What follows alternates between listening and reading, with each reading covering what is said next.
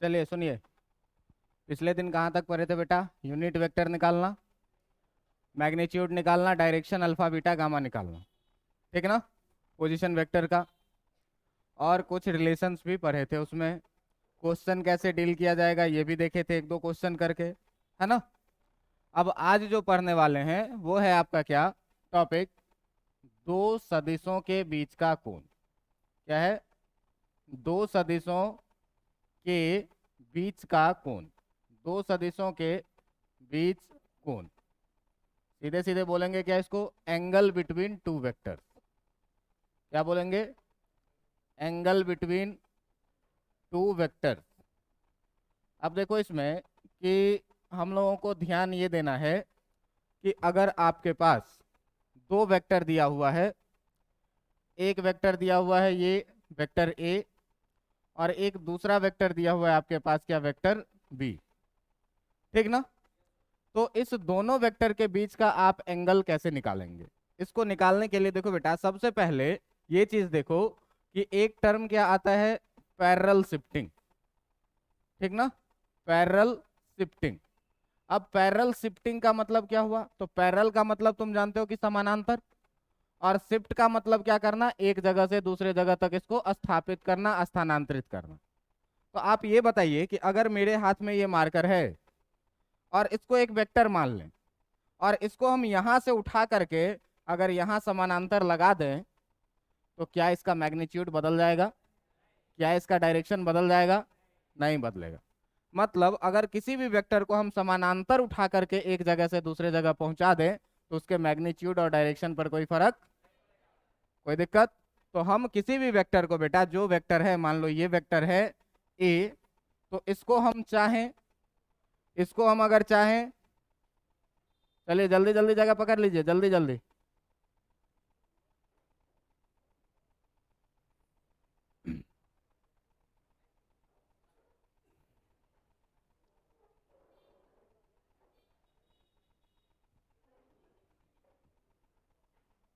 हो गया? चलो देखो, तो अगर हम किसी भी वेक्टर को चाहें तो यहां से उठा करके इसको आगे पीछे ऊपर या नीचे समानांतर शिफ्ट कर सकते हैं, आराम से कर सकते हैं। क्योंकि किसी भी वेक्टर के पास दो चीज है, मैग्नीट्यूड है और डायरेक्शन है ना? तो हम लोग किसी भी वेक्टर को क्या कर सकते हैं? देखो अब ये सब चीज हम लोग लिखेंगे नहीं, बस कॉन्सेप्ट यहाँ से हर एक चीज का सीखना है कि वेक्टर के पास दो चीज है, एक तो मैग्नीट्यूड और दूसरा क्या? डायरेक्शन। तो पैरेलल शिफ्ट करके भाई साहब इसको हम ऊपर ले जा सकते हैं, इसको हम नीचे भी लेके आ सकते हैं, इसको हम आगे भी ले जा सकते हैं, इसको हम पीछे भी। लेकिन पैरेलल इसीलिए रखना है क्योंकि इसका डायरेक्शन बदलना नहीं चाहिए। तो अगर हम मान लो कि इसको हम यहां से उठा करके, अगर हम इसको क्या करें कि हम यहां से उठा करके पैरेलली इसके टेल को हम पहुंचा दें यहां पर, और पैरेलली हम इसके हेड को पहुंचा दें यहां पर, पैरेलल ही रखना है। तो तुम देखो कि ये वेक्टर, ये जो वेक्टर बनेगा, तो ये वेक्टर ए है, इसका मैग्नीट्यूड भी उतना ही है क्योंकि उसी को उठा के यहां ले गए हैं, इसका डायरेक्शन भी सेम है। मतलब जो ये वेक्टर ए है तो ये भी वेक्टर कितना होगा? इस पर कोई फर्क पड़ेगा क्या? अगर हम इसको उठा करके यहाँ से नीचे लेके आ जाएं, इसको हेड को उठा के लेके आ जाएं यहाँ, और इसके टेल को भी हम उतना उठा करके लेके आ जाएं, तो ये जो वेक्टर बनेगा ये भी वही वेक्टर रहेगा क्योंकि इसका भी मैग्नीट्यूड वही और डायरेक्शन भी। तो इसको भी क्या बोलेंगे? Vector A. अगर हम इसको यहाँ से ऊपर लेके जाएं तो भी कोई फर्क, समझ में आ रहा है बात? मतलब किसी भी वेक्टर को आप पैरेलल आराम से शिफ्ट कर सकते हैं। पैरेलल इसीलिए कि डायरेक्शन बदलने नहीं देना है, और मैग्नीट्यूड तो कभी बदलेगा ही नहीं शिफ्ट कर देने। बातें समझ में आई? तो जब भी तुमको एंगल बिटवीन टू वेक्टर्स निकालना हो, जब भी तुमको एंगल बिटवीन टू वेक्टर्स निकालना हो, तो सबसे पहला काम क्या करना है? ये देखो, सबसे पहला काम, ये पैरेलल शिफ्टिंग में कोई दिक्कत नहीं होगा, मैं इसको घेर दे रहा हूं कि ये अलग से चीज है, ठीक है? और जब भी आपको पैरेलल शिफ्टिंग करके दो वेक्टर के बीच का एंगल निकालना हो, तो सबसे पहला काम क्या करना है? एकदम ध्यान देना, क्या? कि हेड को हेड से, हेड को हेड से, या टेल को टेल से जोड़ेंगे, या टेल को टेल से क्या करेंगे? जोड़ेंगे। टेल से टेल को जोड़ेंगे। कैसे जोड़ेंगे? तो जोड़ेंगे समानांतर शिफ्ट करके, ठीक ना? कैसे जोड़ेंगे? कैसे? तो by parallel shifting. Parallel shift करके हम लोग क्या करेंगे, इसको हेड से या टेल से टेल को जोड़ेंगे। अब मान लो हम ए को भी पैरेलल शिफ्ट करा सकते हैं और बी को भी पैरेलल शिफ्ट करा सकते हैं। मान लो हम ए को ही पैरेलल शिफ्ट कराए और इसको थोड़ा ऊपर उठाए, तो कुछ दूर के बाद ऐसा होगा कि ये बन जाएगा वेक्टर ए। पैरेलल उठा के शिफ्ट कर दिए, टेल से टेल मिल गया। अब देखिए कि दोनों के बीच में दो तरह का एंगल बन रहा है, एक ये वाला एंगल और एक ये वाला एंगल। दोनों के बीच में कितने एंगल बन रहे हैं, दो एंगल, एक छोटा है एक बड़ा है। तो इसको जोड़ने के बाद जो छोटा कोण होगा, जो आपका छोटा कोण होगा, वही क्या होगा, वही दो सदिशों के बीच का कोण होगा। वही क्या होगा, दो सदिशों के बीच का कोण होगा। दो सदिशों के बीच का कोण होगा। क्या करना है, सबसे पहले कि हेड से हेड को या टेल से टेल को क्या करना है, मिलाना है। कैसे, पैरेलल शिफ्ट करके। क्यों कि पैरेलल शिफ्टिंग देखो कोई टॉपिक नहीं है, कॉन्सेप्ट है बस। कि अगर मैं यहाँ खड़ा हूँ और मैं यहाँ से 4 कदम आगे चला जाऊँ, तो क्या मेरे मुंडी का डायरेक्शन बदल जाएगा, क्या मेरी लंबाई बदल जाएगी, क्या मेरा मैग्नीट्यूड बदलेगा, क्या मेरा डायरेक्शन बदलेगा, नहीं बदलेगा। क्या हुआ, हम पैरेलली शिफ्ट हो गए यहाँ से यहाँ। अगर हम यहाँ से नीचे उतर के आ जाए तो भी हम पैरेलल शिफ्ट हुए हैं नीचे के तरफ, तो भी मेरा लंबाई नहीं बदलेगा, मेरा डायरेक्शन नहीं बदलेगा, है ना। पैरेलल रहना चाहिए। लेकिन सर यहाँ खड़ा है और ऐसे लेट जाए तो पैरेलल शिफ्ट नहीं हुआ ये, है ना। पैरेलल शिफ्ट का मतलब जितना हेड में डिस्प्लेसमेंट हुआ उतना ही टेल में भी होना चाहिए। जितना हम हेड को बढ़ा रहे हैं उतना ही टेल को भी बढ़ाना है। लेकिन अगर हेड को यहाँ फिक्स रखें और टेल को ऐसे झुकाने लग जाए तो पैरेलल शिफ्ट होगा क्या, मेरा डायरेक्शन बदलने लग जाएगा। तो पैरेलल शिफ्ट का मतलब क्या हुआ कि किसी भी वेक्टर को आप बिना डायरेक्शन में चेंज किए हुए शिफ्ट कर देंगे, तो ना तो उसका लेंथ बदलेगा और ना ही उसका डायरेक्शन बदलेगा। मतलब भाई हम अपने सुविधा के अनुसार कभी भी पैरेलल शिफ्ट कर सकते हैं। क्लियर है बातें, हाँ। अभी नहीं, कोई परिणाम ही नहीं, अभी एक ही वेक्टर है। इसी को खिसका के यहाँ ले गए थे, इसी को खिसका के नीचे लेके आए थे। ठीक है। अब देखिए कि इसमें क्या बोला कि जब भी दो वेक्टर के बीच का कोण निकालने के लिए बोले तो आप पैरेलल शिफ्ट करके या तो हेड से हेड मिलाओ या तो टेल से टेल मिलाना ज्यादा आसान रहता है, ठीक ना, और ज्यादा कारगर भी रहता है। हेड से हेड भी मिलाएंगे तो आपको कोई दिक्कत नहीं होगा, अभी मैं दिखाऊंगा बहुत जगह, है ना। अब जब से हेड मिलाएंगे या टेल से टेल मिलाएंगे तो इसको शिफ्ट करके हम क्या किए, टेल से टेल को मिला दिए, यहाँ पर मिला। अब देख रहे हैं कि इस बिंदु पर दो कोण बन रहा है, एक बड़ा कोण और एक, तो हमको लेना कौन सा है, छोटा वाला कोण को थीटा लेना है और बड़ा वाला कोण को जो है तो लाल पेन से क्या करना है, क्रॉस कर देना है, छांट देना है। मतलब बड़ा वाला कोण दो सदिशों के बीच का कोण कभी हो ही नहीं सकता। बात समझ में आई क्या। पहला काम क्या कि हेड से हेड को मिलाइए या टेल से टेल को मिलाइए। मिल जाने के बाद जो दोनों के बीच का छोटा कोण होगा उसी कोण को हम लोग क्या बोलेंगे, दो सदिशों के बीच का कोण। अब देखो मान लो कि ये है तुम्हारा वेक्टर ए, दिख रहा है कि नहीं, दिख रहा है। और एक है ये वाला क्या, तुम्हारा वेक्टर बी। ठीक है। आपको क्या रहा है कि ये जो एंगल है वो है 120 डिग्री। तो दो सदिशों के बीच का कोण यही तो है 120 डिग्री, है ना। दो सदिशों के बीच का कोण कितना है, जी नहीं। आप देखिए क्या हेड से हेड या टेल से टेल मिला हुआ है, नहीं मिला हुआ है। तो आप हेड से हेड या टेल से टेल को मिलाइए। कितने तरीके से मिला सकते हैं, तो या तो इस ए को खिसका के आगे लेके चले जाइए, तो जब आगे खिसका के लेके चले जाइएगा तो ये ए हो जाएगा कुछ ऐसा। यही ए को जब आगे बढ़ा देंगे तो ए हो जाएगा कैसा, ऐसा। अब देखिए यहाँ टेल से टेल मिल गया। अब टेल से टेल मिला तो दो एंगल, एक ये छोटा वाला और एक इधर ये बड़ा वाला। बड़ा वाला हमको लेना, तो ये छोटा बड़ा थीटा बराबर कितना होगा, 60 डिग्री। तो कोई आपसे पूछे कि बेटा angle between vector A and vector B, vector A और बी के बीच का कोण अगर थीटा है तो थीटा बराबर 120 डिग्री कितना होगा, थीटा बराबर। समझ में आया बात। तुम्हारा मन हो कि हम हेड से हेड मिलाएं, सर आप मिला नहीं रहे हैं। तो हेड से हेड मिलाने के लिए देखिए आप इसी क्वेश्चन में कि ये है आपके पास वेक्टर ए और ये है आपके पास क्या, वेक्टर बी। अब हम कर क्या रहे हैं, तो हेड से हेड को मिलाने के लिए आप क्या करिए कि इस बी को नीचे की तरफ खिसका दीजिए। तो जब इस बी को नीचे की तरफ खिसका दीजिएगा तो हो जाएगा कुछ ऐसा। ये भी क्या रहेगा, बी ही रहेगा, क्योंकि समानांतर हम पीछे कर दिए, तो इससे इस वेक्टर के मैग्नीट्यूड पर और डायरेक्शन पे कोई फर्क। अब देखिए हेड से हेड मिला तो यहाँ भी दो कोण बना, एक कोण ये और एक कोण, बड़ा वाला कोण हम लोगों को छोटा वाला कोण थीटा होगा, और ये कह के रखा है कि ये 120 डिग्री होगा, तो ये थीटा कितना हो जाएगा, तब भी देखो बराबर ही बात आ रही है ना। आप कैसे भी करके इसको पैरेलल शिफ्ट करके क्या करिए, हेड से हेड को मिला लीजिए, या फिर टेल से टेल को मिला लीजिए।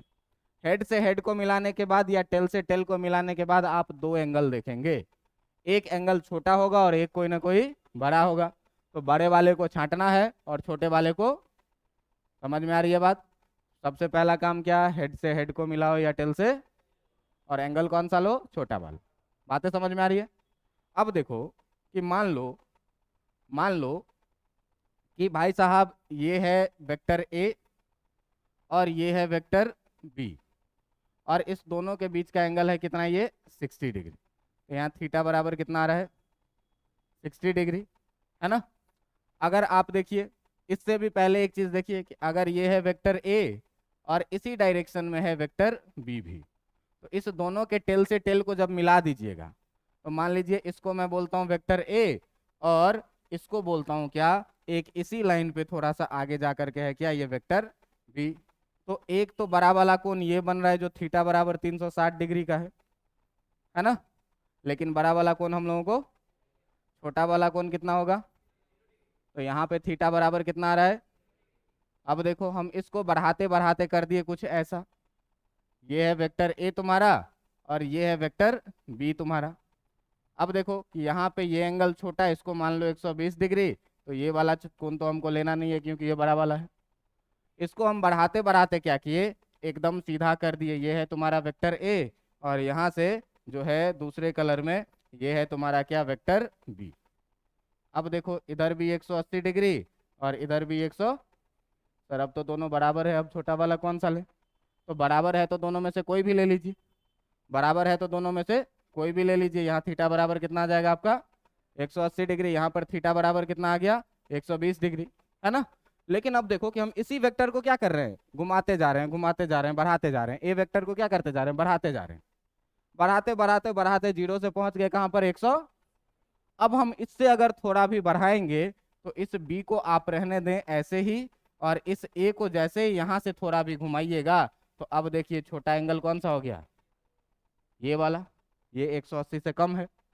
मतलब अगर दो वेक्टर के बीच का हम न्यूनतम कोण का बात करें तो कितना होगा, और अगर हम अधिकतम कोण का बात करें तो कितना होगा, 180 से ज्यादा करेंगे तो फिर छोटा वाला और घट ही जाएगा। मतलब सीधे सीधे भाई साहब बोल सकते हैं कि थीटा का वैल्यू 0 डिग्री से बड़ा या बराबर होगा और अधिकतम कितना होगा 180 डिग्री तक। ये पूरे फिजिक्स में हम लोग उपयोग करेंगे कि दो सदिशों के बीच का कोण न्यूनतम 0 डिग्री से लेकर के 180 डिग्री तक ही होगा, 270 डिग्री, 360 डिग्री, 181 डिग्री नहीं होगा।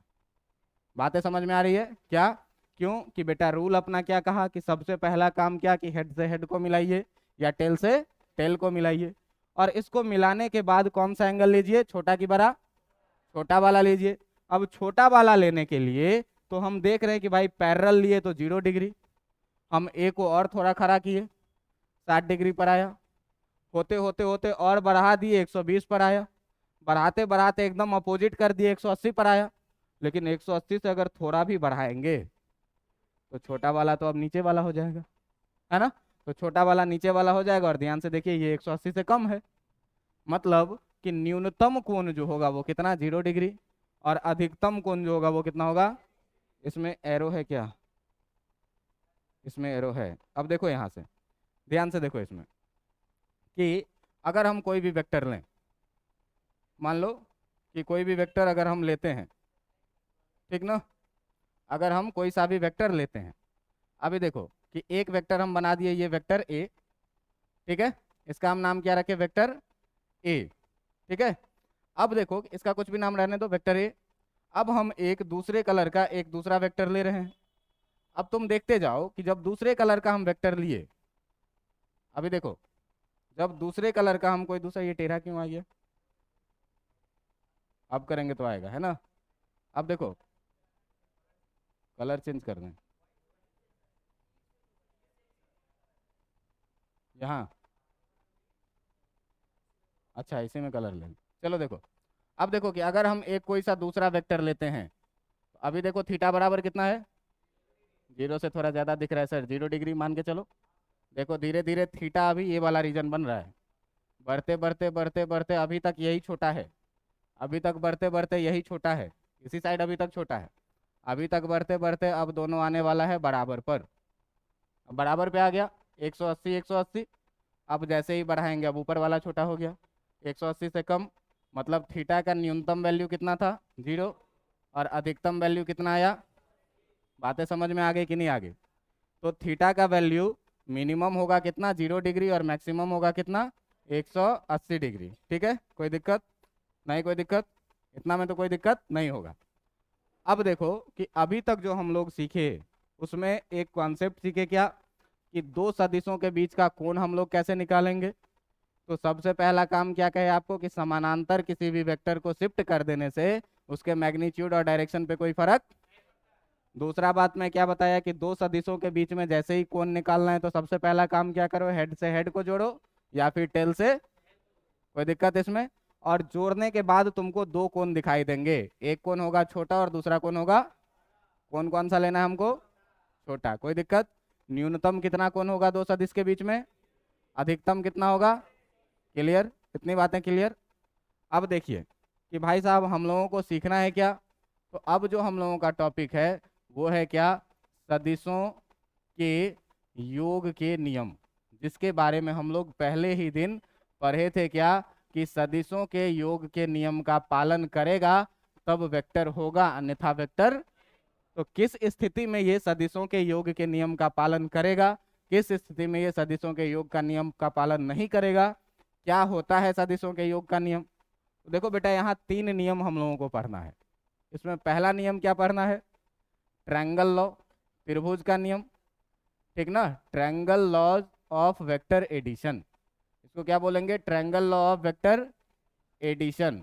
इसको हिंदी में बोलेंगे क्या, सदिशों के योग के त्रिभुज के नियम, ठीक ना, सदिशों के योग के त्रिभुज के नियम, सदिशों के योग के त्रिभुज के नियम। अब देखो कि ये त्रिभुज का नियम क्या है, ठीक ना, ये त्रिभुज का नियम क्या है। तो अब इसको समझने के लिए सबसे पहले आप समझिए क्या, कि क्रम क्या होता है, ऑर्डर क्या होता है, ठीक ना। तो देखो बेटा कि अगर एक लाइन में चल रहे हैं, पहला वेक्टर है ऐसा वेक्टर ए, इसका ये हेड ये टेल, दूसरा वेक्टर है ऐसे ये वेक्टर बी, इसका पैर इसके कपार पे है ना, तीसरा वेक्टर लिए फिर इसका पैर दूसरे के कपार पे है, चौथा वेक्टर लिए फिर इसका पैर भी। तो ये सारे कहीं ना कहीं एक ऑर्डर में दिख रहे हैं। लेकिन अगर इसमें हम किसी एक को क्या करें, पलट दें, किसी का माथा से माथा टकरा जाए और पैर से पैर टकरा जाए, तो कोई ऐसा वेक्टर जिसका माथा से माथा टकरा जाएगा और पैर से पैर टकरा जाएगा, उसको हम लोग कहेंगे क्या, कि ये विपरीत क्रम में है। जैसे देखिए यहाँ से आप देखिए वेक्टर को, तो बाकी सारे तो एक ही क्रम में आपको दिख रहे हैं, लेकिन इस वेक्टर का यहाँ पैर से पैर टकरा रहा है और यहाँ माथा से, तो ये वाला जो वेक्टर है मान लो ए, तो ये वेक्टर ए जो होगा वो क्या होगा, अपोजिट क्रम में होगा। तो जब तक आदमी को एक लाइन में लेटाए हुए हैं और हर एक अगले आदमी का माथा दूसरे आदमी के पैर से सट रहा है, ठीक ना, माथा से पैर सट रहा है, माथा से पैर सट रहा है, माथा से पैर, इसका मतलब सारे आदमी समान क्रम में लगे हुए हैं। लेकिन अगर कोई एक आदमी पलट जाएगा, तो पलट जाएगा तो एक जगह माथा से माथा टकराएगा और दूसरी जगह पैर से पैर टकराएगा, इसका मतलब ये वेक्टर ए जो है वो किस क्रम में है, विपरीत क्रम में है। समान क्रम और विपरीत क्रम आपको समझ में आ गया। तो ये है क्या भाई, ये है समान क्रम में है, एक ही क्रम में है, ठीक ना। और ये वाला जो है ये कौन से में है, तो ये है किसमें, विपरीत क्रम में, ये है किसमें, विपरीत क्रम में, ठीक है। तो जो ये है तुम्हारा हेडिंग, क्या सदिशों के योग के त्रिभुज के नियम, तो ये ट्रायंगल लॉ कहता क्या है, इस पर जरा सा ध्यान दीजिएगा, इस पर जरा सा ध्यान दीजिएगा। इसका स्टेटमेंट ही सब कुछ है, कैलकुलेशन कुछ नहीं है, ऐसे ही सीख जाओगे, ठीक ना। तो जो पहला है तुम्हारा क्या, सदिशों के योग का त्रिभुज का नियम, वो क्या कहता है, सदिशों के योग का त्रिभुज का नियम। इसके बारे में आप देखिएगा ये क्या कहता है, ये देखिए कि सदिशों के योग का त्रिभुज का नियम। अब देखो कि इसमें है क्या, कि कहता है क्या कि यदि दो वेक्टर, इसका स्टेटमेंट है क्या कि यदि दो सदिश एक ही क्रम में हो, ठीक ना, क्या ये कहता है क्या कि दो सदिश यदि दो सदिश क्या हो, एक ही क्रम में हो, एक ही क्रम में हो। एक ही क्रम में होने का मतलब क्या, माथा से माथा नहीं टकराएगा, पैर से पैर नहीं टकराएगा। यदि दो सदिश एक ही क्रम में हो और किसी त्रिभुज की और किसी त्रिभुज की संगत भुजाएं हो, और किसी त्रिभुज की संगत भुजाएं हो, तो तो तो जो परिणामी सदिश होगा, तो परिणामी सदिश जो होगा वो क्या होगा, तो परिणामी सदिश उस त्रिभुज का उस त्रिभुज का तीसरा भुजा होगा, उस त्रिभुज का तीसरा भुजा जो विपरीत क्रम में होगा। जो कैसा होगा, विपरीत क्रम में। अब सर ये क्या लिख दिए, इसका मतलब क्या समझना है, जो विपरीत क्रम में होगा। तो देखो इस स्टेटमेंट को एक बार ध्यान से पढ़ो। कह रहा है क्या कि यदि दो सदिश है और एक ही क्रम में है, दो सदिश है और एक ही क्रम में है, तो भाई मान लिए दो सदिश, एक ये रहा तुम्हारा वेक्टर ए और एक ये रहा तुम्हारा वेक्टर बी। बताओ ये दोनों एक ही क्रम में है कि नहीं है, एक ही क्रम में। अब दूसरा लाइन क्या कह रहा है कि किसी त्रिभुज की संगत भुजाएं हो। तो संगत भुजाएं का मतलब क्या, एक साथ रहने वाला दो भुजा जिसमें कोई ना कोई कॉमन वर्टेक्स हो, है ना, जिसमें क्या हो, कोई ना कोई एक कॉमन वर्टेक्स हो, तो दो त्रिभुज की संगत भुजाएं हो। अब ये भी दूसरा लाइन भी हो गया, संगत भुजाएं भी है। अब कह रहा है क्या कि जो तो परिणामी सदिश जो होगा वो त्रिभुज का क्या होगा, तीसरा भुजा होगा। तो इस त्रिभुज का तीसरा भुजा तुम जरा सा ध्यान से देखो कि इस दोनों साइड से बनने वाला जो त्रिभुज का तीसरा भुजा होगा वो कुछ ऐसा होगा कि नहीं होगा, होगा कि नहीं होगा। और कह रहा है कि विपरीत क्रम में हो, तो ये बताइए कि ये जो रिजल्टेंट है आपका, ये रिजल्टेंट आर जो है, ये आर विपरीत क्रम में है कि नहीं है, क्योंकि इसका पैर से पैर टकरा रहा है और माथा से। तो यही कह रहा है कि जो परिणामी सदिश होगा वो उस त्रिभुज का तीसरा भुजा जो विपरीत क्रम में हो। तो भाई साहब ये था आपका वेक्टर ए, ये था आपका वेक्टर बी। अब तीसरा भुजा तो ये समझ में आ रहा है, लेकिन इसमें डायरेक्शन किधर के तरफ लगाएं, तो हमको कह रहा है क्या कि विपरीत क्रम में होना चाहिए। विपरीत क्रम में होना चाहिए मतलब पैर से पैर को टकराना और माथा से, तो पैर से पैर तो यहाँ टकरा ही रहा है, माथा इधर लगा देंगे तो माथा से माथा भी क्या होगा, टकरा जाएगा। अब ये था वेक्टर ए, ये था वेक्टर बी, ये हुआ आर। अब कहता है क्या कि जो रिजल्टेंट वेक्टर आर है वो vector A plus vector B के बराबर में होगा। बात समझ में आई कि नहीं। हमेशा ही ये ध्यान देना है कि किसी त्रिभुज में जब वेक्टर है तो जिसका माथा से माथा और पैर से पैर टकरा रहा है वो सदिश बाकी दो सदिशों के योग के बराबर में होगा। विपरीत ऑर्डर में जो होगा वो एक समान ऑर्डर वाले के योग के बराबर में होगा। बात समझ में आ रही है। मान लो कि यहां पर हम बना दिए एक, यहां पर हम बना दिए एक ये कहानी। अब देखो कि हम इसको बोल देते हैं वेक्टर ए, इसको बोल देते हैं वेक्टर ए, इसको बोल देते हैं वेक्टर सी। अब इस तीनों में तुमको पहचानना है कि विपरीत क्रम में कौन सा है। तो उस वेक्टर को देखो जिसका पैर से पैर टकरा रहा है और जिसका माथा से, कौन सा वेक्टर है, तो जो वेक्टर सी होगा बेटा वो बाकी दो के सम के बराबर में होगा। बात समझ में आई। यही है क्या, सदिशों के योग के त्रिभुज का नियम। अब जो ये रिजल्टेंट मिल रहा है, परिणामी सदिश मिल रहा है, इस रिजल्टेंट का भी एक वेक्टर है ये, तो इसका भी मैग्नीट्यूड होगा, इसका भी एक डायरेक्शन होगा। तो अब उसको निकालने पर काम किया जाए थोड़ा सा। अब जो आपका परिणामी सदिश है उस परिणामी सदिश का भी कुछ ना कुछ परिमाण होगा, लंबाई है, और इसका भी कुछ ना कुछ दिशा होगा। तो बेटा तुमको याद होगा जिस दिन हम बोलते थे कि 3 मीटर एक्स में चले और 4 मीटर वाई में चले, तो तुम पट से कह देते थे कि सर ये 5 मीटर हुआ, है ना। जैसे ही हम कहते थे ये 3 ये 4 तो ये 5, क्योंकि सर 90 डिग्री है, पैथागोरस ठोक देंगे, ये ना किए थे। अब बताओ यहाँ कोई जरूरी है कि ये थीटा 90 डिग्री हो, 90 से कम भी हो सकता है, अधिक भी हो सकता है। तो जब 90 से कम होगा या अधिक होगा तब कैसे ऑपरेट करेंगे, उसके लिए आपको मेरे साथ आगे इसका डेरिवेशन देखना पड़ेगा, और बहुत आसान डेरिवेशन है, आपको सीखना पड़ेगा। क्लियर, कोई बात है नहीं, कोई दिक्कत। अब देखो कि हम डेरिवेशन में भाई थोड़ा सा आगे बढ़ते हैं। ठीक ना। तो इसमें हेडिंग में क्या लिखेंगे हम लोग? हेडिंग लिखेंगे कि जो आपका परिणामी सदिश है, जो आपका परिणामी सदिश है, जो आपका परिणामी सदिश है कौन सा? Vector are. वेक्टर आर क्या है? परिणामी सदिश है का परिमाण। परिणामी सदिश वेक्टर आर का परिमाण के लिए हम लोग बात कर रहे हैं। अब देखो कि इसमें कहानी थी क्या। तो कहानी थी क्या, तो अपने पास दो वेक्टर है। एक वेक्टर है क्या, ये, जिसका नाम हम लोग क्या रखे? वेक्टर ए, है ना। और एक वेक्टर है अपने पास क्या? Vector B. ठीक ना। तो इसको हम बोलते हैं यहां से क्या? वेक्टर बी है ये। ठीक है, कोई दिक्कत? ये है क्या? Vector B. अब देखो कि ये जो दो वेक्टर है, ये जो दो वेक्टर है तुम्हारे पास ए और बी, इस दोनों वेक्टर का मैग्नीट्यूड तुमको पता होगा, डायरेक्शन तुमको पता होगा, पीछे निकालना तुमने सीखा है। अब जरा सा हमको ये बताओ कि ये दोनों एक ही क्रम में है कि नहीं है? एक ही क्रम में है।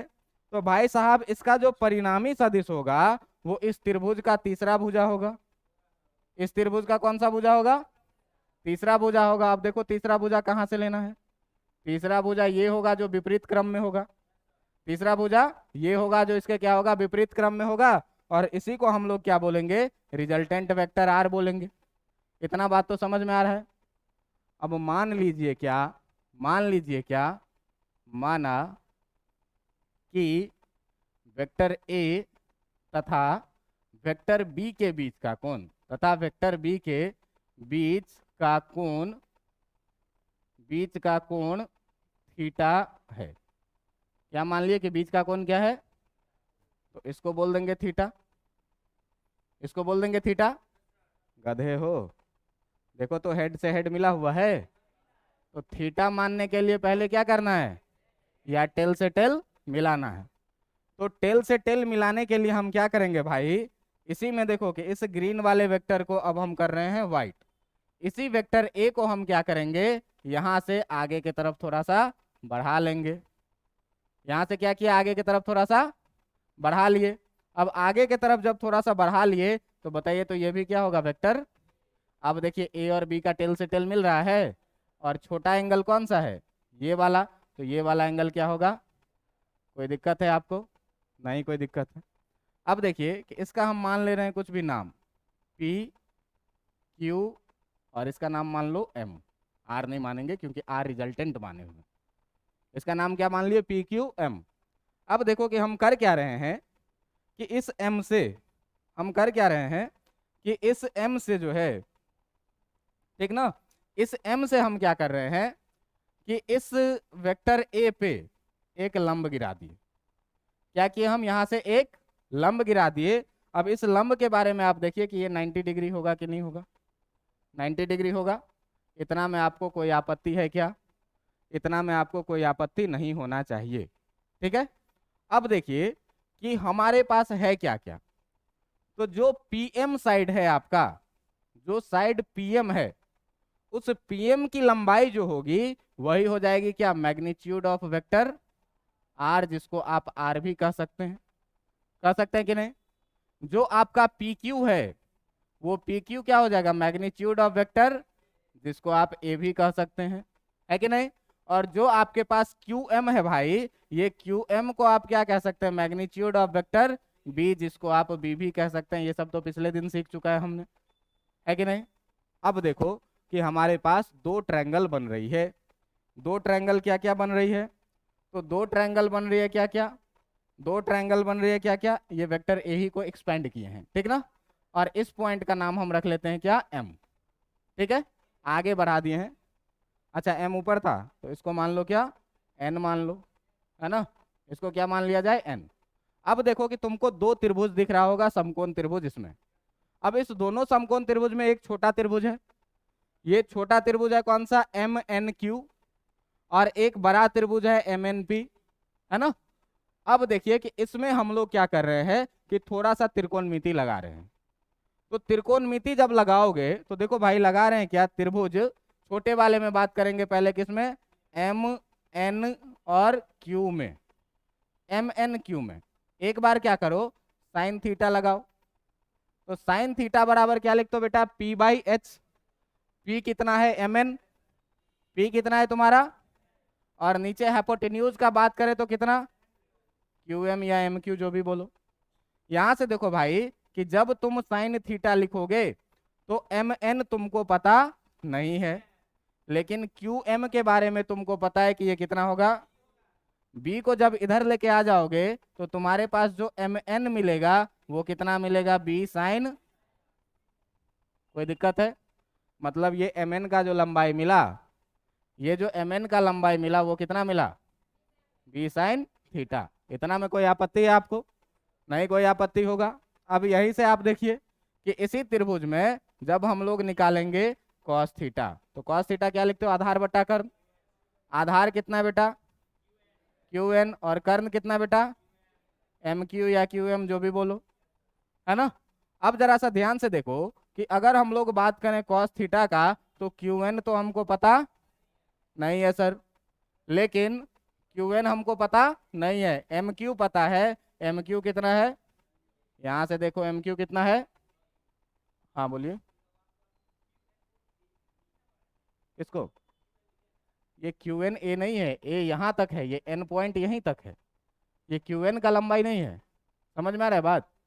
अब देखिए यहाँ से कि बी है ये, तो बी को इधर लेके आ जाएं तो जो क्यू एन निकल के आएगा वो क्यू एन कितना निकल के आएगा, बी कॉस थीटा। यहाँ से हमको एम एन और क्यू एन का भी वैल्यू मिल गया कि यहाँ से यहाँ तक का जो ये डिस्टेंस है ये कितना है, बी कॉस थीटा के बराबर में। अब जरा सा देखो कि बड़े वाले त्रिभुज में हम लोग पाइथागोरस थ्योरम लगा सकते हैं कि नहीं। इस पूरे में ये पी एन हो जाएगा आधार, ये एम एन हो जाएगा लंब, और ये पी एम हो जाएगा क्या, लिख सकते हैं कि नहीं लिख सकते हैं, लिख सकते हैं। अब जरा सा बात को आगे बढ़ाते हैं क्या भाई, तो बात को आगे बढ़ाते हैं क्या, कि बात को आगे बढ़ाते हैं क्या कि त्रिभुज पी एम एन में, पी एम एन में पाइथागोरस थ्योरम तुम लोग जानते हो, क्या होता है कि कर्ण का स्क्वायर यानी कि पी एम का जो स्क्वायर होगा वो बराबर आधार का स्क्वायर प्लस लंब के स्क्वायर के बराबर में होगा। तो आधार कितना है, पी एन, और पी एन का स्क्वायर और प्लस एम एन का, लिखेंगे कि नहीं लिखेंगे, इतना लिखेंगे। अब हमको ये बात बताइए कि यहाँ से यहाँ तक डायरेक्ट पी एन है, तो इस पी एन को P Q plus Q N लिख सकते हैं कि नहीं लिख सकते हैं, लिख सकते हैं कि नहीं। एक के बार बड़का लाठी को छोटका छोटका दो लाठी में लिखेंगे। समझ में आ रहा है बात? अब देखिए कि इसको भाई साहब जब आप लिखिएगा पी एम का स्क्वायर बराबर पी एन को क्या लिखेंगे, P Q plus Q N का होल स्क्वायर और प्लस एम एन का स्क्वायर, लिखेंगे कि नहीं लिखेंगे। अब देखो कि पी एम भी तुमको पता है, पी क्यू भी तुमको पता है, क्यू एन भी तुमको पता है, और एम एन भी तुमको पता है, सबका वैल्यू वहां रख देंगे, है ना। तो रखने से पहले क्या करते हैं, इस कहानी को पूरा को हम लोग क्या करते हैं, सॉल्व करते हैं। तो सॉल्व करने में आपके पास था क्या, देखिए आपके पास था क्या, P M square equal to P Q plus Q N का होल स्क्वायर और प्लस एम एन का स्क्वायर, था ना। अब देखो इसको जब सॉल्व करोगे तो पी एम का स्क्वायर बराबर, इसको ए प्लस बी के होल स्क्वायर पे तोड़ दो, क्या होगा, A square plus B square और plus 2 into P Q into Q N, होगा कि नहीं होगा, और प्लस एम एन का स्क्वायर। अब देखो कि सबका वैल्यू हमको पता है, पीएम के बारे में तुमको पता था कि ये कितना होता है, इक्वल टू, पी क्यू के बारे में भी तुमको पता है, देखो पी क्यू कितना है तुम्हारा, ए है। तो जब पी क्यू को बोलोगे ए तो कितना लिखोगे इसको, A square plus Q N के बारे में देखो, Q N B cos theta, Q N कितना है, बी कॉस थीटा। तो जब क्यू एन है भाई साहब बी कॉस थीटा, तो इसको आप बी कॉस थीटा का होल स्क्वायर लिखेंगे कि नहीं, प्लस 2 इंटू पी क्यू। तो पी क्यू के जगह पर है कितना, देखो ध्यान से, पी क्यू के जगह पर है कितना, ए है। तो पी क्यू के जगह पर हम लोग क्या डाले, ए डाले, क्यू एन के जगह पर अब ये डाले कितना, बी कॉस थीटा, है ना। और एम एन का भी वैल्यू हम लोगों ने निकाला है कितना, देखो एम एन का वैल्यू कितना निकाला है, बी साइन थीटा। तो इस सब का वैल्यू जब पुट कर दिए भाई बी साइन थीटा, हमको ए पता था, बी पता था और थीटा पता था। दो वेक्टर दिया है तो दो वेक्टर का मैग्नीट्यूड कितना है ये पता है, दोनों के बीच का कोण कितना है ये हमको क्या है पता है। तो हमको रिजल्टेंट आर निकल जाएगा कि नहीं निकल जाएगा यहाँ से। अब देखो इसी को जब सॉल्व करोगे तो ये हो जाएगा कितना, R square equal to A square plus इसको भाई B square cos square theta लिख लूँ तो कोई दिक्कत, प्लस इसको एक साथ में 2ab कॉस थीटा लिख लूँ तो कोई दिक्कत, प्लस इसको B square sine square theta लिख दूँ तो कोई दिक्कत। अब इसको और इसको एक साथ लिख लो, तो जब एक साथ लिखोगे तो R square equal to A square plus B square common कर लो, उधर से बचेगा कितना साइन स्क्वायर थीटा और इधर से बचेगा कितना प्लस कॉस स्क्वायर थीटा और प्लस कितना 2ab कॉस थीटा। कोई दिक्कत इसमें। अब देखो ये sign square theta plus cos square theta कितना होता है, ये तो 10वीं क्लास में पढ़े हो। जब 10वीं क्लास में पढ़े हो तो भाई R square equal to A square plus B square में 1 से गुना करेंगे तो कोई फर्क, तो A square plus B square plus 2ab cos theta लिखेंगे कि नहीं लिखेंगे, और स्क्वायर इधर से हटाएंगे भाई तो आर इक्वल टू एक बड़ा सा छाता डालेंगे और इसमें ए स्क्वायर प्लस बी स्क्वायर और प्लस 2ab कॉस थीटा लिखेंगे कि नहीं लिखेंगे। यही हो गया कि आपका मैग्नीट्यूड का रिजल्टेंट। अब थीटा पता रहेगा, ए पता रहेगा, बी पता रहेगा, कहेगा बताओ रिजल्टेंट कितना बड़ा हुआ, तो 90 डिग्री पे था तो 5 कह देते थे, अब कितना भी डिग्री पे रहे तो कह देंगे कि कितना होगा। बात समझ में आई कि नहीं आई, बात समझ में आई कि नहीं। कैसे डिराइव किए, बहुत आसान था। देखो बस सीधा सा आसान ये है कि यहाँ डायग्राम को समझो, हमने कुछ नहीं किया, यहाँ दो ट्रायंगल बना, एक छोटा ट्रायंगल एक पूरा बड़ा ट्रायंगल। छोटा ट्रायंगल में साइन थीटा कॉस थीटा निकाल लिए, अब बड़ा ट्रायंगल में पाइथागोरस थ्योरम लगा दिए, सॉल्व कर दिए, और कुछ नहीं करना है, बस इतना ही तरीका। तो फिजिक्स में कहीं भी आप डायग्राम सीख गए मतलब सारी चीजें सीख गए। बस डायग्राम में देखिए एक वेक्टर ए था पी क्यू, एक वेक्टर बी था क्यू एम, इस दोनों का मैग्नीट्यूड हमको पता था और इस दोनों के बीच का कोण भी हमको, ठीक ना, हमको ए बी और थीटा दो ही चीज पता था।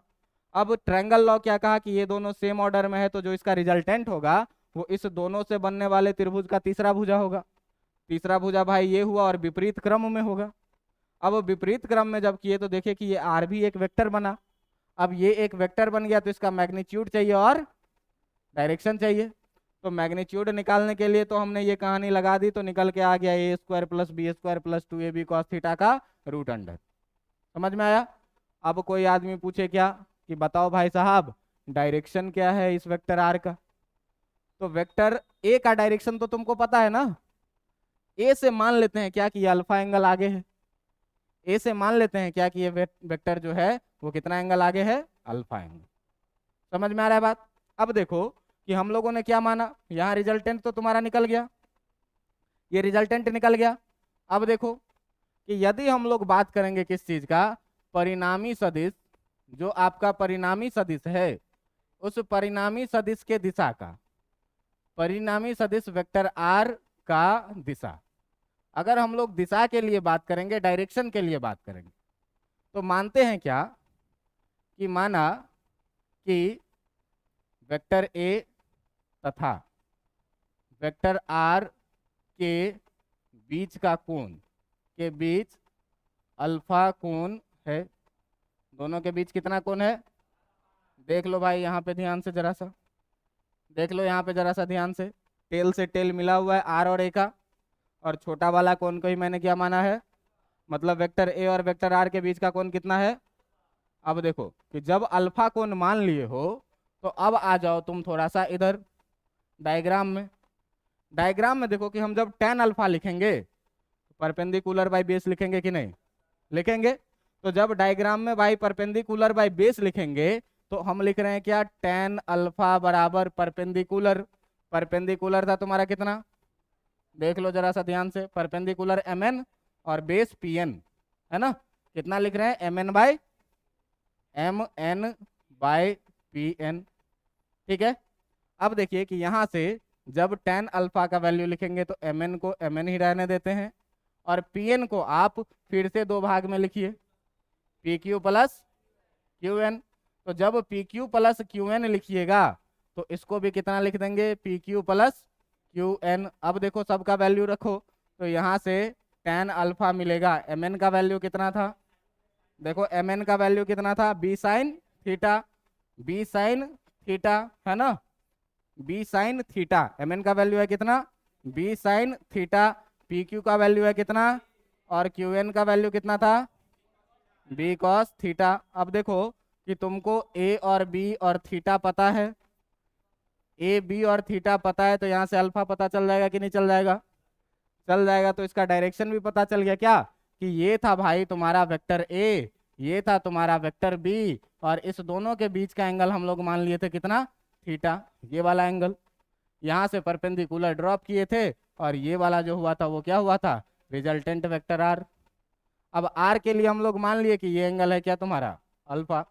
तो यहाँ से ए से कितना एंगल आगे चल रहा है, आर, अल्फा एंगल आगे चल रहा है, मतलब आर का मैग्नीट्यूड भी पता चल गया और आर का डायरेक्शन भी पता चल गया। बात समझ में आई। तो कैसे रिजल्टेंट निकालेंगे, तो ट्रायंगल लॉ में हमेशा याद रखना क्या, कि जो सेम ऑर्डर में होगा, एक ही क्रम में होगा, उसका योग विपरीत वाले के बराबर में होगा। तो ए और बी जो है वो क्या है, सेम ऑर्डर में है, तो vector A plus vector B जो होगा बराबर, वो विपरीत ऑर्डर आर वाले के बराबर में होगा। अब आर हमको लिखना रहेगा, तो वेक्टर में दिया रहेगा तो ए प्लस बी, और मैग्नीट्यूड डायरेक्शन थीटा में दिया रहेगा तो A square plus B square plus 2ab cos theta करके निकालेंगे। एक चीज और देखिए आप, एक छोटा सा कॉन्सेप्ट आप देख लीजिए। तो लोग एडिशन का लॉ पढ़ा के छोड़ देते हैं। आपके दिमाग में आ रहा होगा कि सब्ट्रैक्शन नाम का भी कोई चीज तो होता ही होगा, होता होगा ना। तो कहीं सब्ट्रैक्शन का लॉ पढ़े हो, नहीं पढ़े हो। सब्ट्रैक्शन का भी लॉ है, लेकिन वो है एडिशन ही। एडिशन को एक स्पेशल केस में लेके जाएंगे तो वो क्या हो जाएगा, सब्ट्रैक्शन हो जाएगा। अब तुम देखो इसके लिए थोड़ा सा, बस हम 2 मिनट और टाइम लेंगे आपका, फिर हम इसको एक्सप्लेन अगले दिन करेंगे। बस आपको फील करवाते हैं कि मान लीजिए कि कोई एक वेक्टर है ए, कोई एक वेक्टर है ए, और एक दूसरा वेक्टर जो इसके मैग्नीट्यूड के बराबर में ही और अपोजिट डायरेक्शन में है बी। इस दोनों के बारे में बोलो, ये कैसा वेक्टर है, विपरीत समानांतर सदिश है, एंटी पैरेलल वेक्टर है ना। अब देखो कि एंटी पैरेलल वेक्टर में अगर मैग्नीट्यूड सेम हो जाए, अगर कहे क्या कि मॉड ए बराबर मॉड बी है, तो बेटा फिजिक्स में 99.99% जगहों पर नेगेटिव साइन का मतलब केवल होता है क्या, अपोजिट डायरेक्शन। नेगेटिव साइन का मतलब क्या होता है, अपोजिट डायरेक्शन। अब देखो कि अगर कह रहा है कि मैग्नीट्यूड और मैग्नीट्यूड बराबर है दोनों का, तो हम इसको वेक्टर ए बराबर माइनस वेक्टर बी लिख सकते हैं कि नहीं, दोनों बराबर है और अपोजिट डायरेक्शन में, इसीलिए साइन क्या आ गया। कोई दिक्कत आपको, नहीं कोई दिक्कत। तो आप हमको ये बताइए कि अगर ये वेक्टर था ए, ये वेक्टर था आपका बी, तो हम इतना ही बड़ा वेक्टर अगर पीछे के तरफ ले लेंगे तो ये हो जाएगा क्या, हो जाएगा कि नहीं, हो जाएगा कि नहीं हो जाएगा। अब देखो कि अगर a और माइनस बी किसी त्रिभुज का जो है सो भाग है, तो जो इसका रिजल्टेंट होगा वो इसका तीसरा भुजा होगा, ये होगा r, है कि नहीं। और आप देखिए कि आपको कहे क्या कि अपोजिट ऑर्डर वाले को सेम ऑर्डर वाले के सम में लिखते हैं, तो a प्लस माइनस बी लिखेंगे, तो यहाँ जो r बराबर हो जाएगा वो कितना हो जाएगा, वेक्टर a माइनस। अब यहीं से काम आगे बढ़ाते हैं तो ये सब्ट्रैक्शन का रूल बनने लग जाता है, समझे। इसका कैसे मैग्नीट्यूड डायरेक्शन निकालेंगे, कैसे जनरलाइज करेंगे, इसको हम लोग अगले दिन सीखेंगे, ठीक है। इतना बात समझ में आया कि नहीं। आज का पूरा लेक्चर बहुत बहुत इंपॉर्टेंट। ट्रायंगल लॉ का स्टेटमेंट, जो ट्रायंगल लॉ का स्टेटमेंट है वो स्टेटमेंट तुमको 100% याद रहने चाहिए। क्या कह रहा है कि सेम ऑर्डर वाले का सम अपोजिट ऑर्डर वाले के, जब त्रिभुज में वेक्टर है तो। समझ में आया कि दो वेक्टर एक ही ऑर्डर में रहेगा तो उसका सम अपोजिट ऑर्डर वाले के बराबर। ये है ट्रायंगल लॉ, इतना याद रखना है। बहुत जगह हम लोग इस चीज का यूज करने वाले हैं। मेरे ख्याल से सारी बातें समझ में आई होगी, घर से पढ़ के आइएगा। अगले दिन सब्ट्रैक्शन दिखाएंगे और तब इस पर हम लोग क्या करेंगे, एक से एक सवाल देखेंगे, बढ़िया सवाल सुन, ठीक है। हाँ कल, ठीक है, काफी आज के लिए।